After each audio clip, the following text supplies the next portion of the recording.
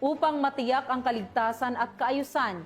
Sa isa sa mga pinakamasayang piyesta sa bansa, nagpakalat ng Police Regional Office 6 ng mahigit 300 na kapulisan para sa Mascara Festival sa Bacolod City. Yan ang balitang hatid ni Patrolwoman Justine Halores.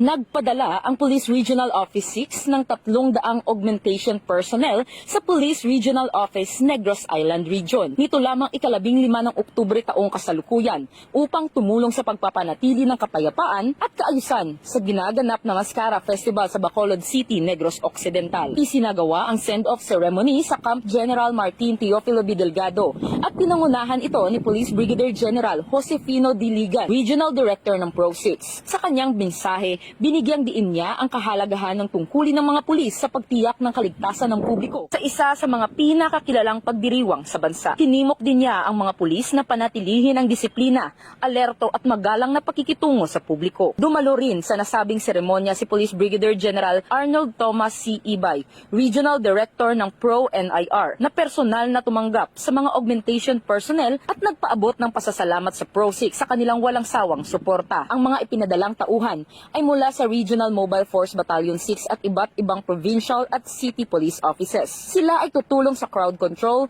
traffic management at pagpapatupad ng batas sa panahon ng makulay na pagdiriwang. Inaasahan ng pagdagsa ng libu-libong bisita sa Bacolod City, kaya't mahalaga ang mas pinaigting na interagency coordination at security measures upang mapanatiling ligtas at maayos ang selebrasyon. Pagkatapos ng Mascara Festival ay babalik ang mga pulis sa kani-kanilang mga unit. Ang hakbang na ito ng Police Regional Office 6 ay patunay ng dedikasyon at malasakit ng pambansang pulisya ng Pilipinas sa pagpapanatili ng kapayapaan at kaligtasan at pagkakaisa ng mga rehiyon. Isang malinaw na larawan ng bagong PNP para sa bagong Pilipinas. Serbisyong tapat, mabilis at nararamdaman. Mula rito sa Police Regional Office 6, ako ang inyong PNN Correspondent Patrolwoman Justine May Halores. Alagad ng batas, tagataguyod ng balitang pulis.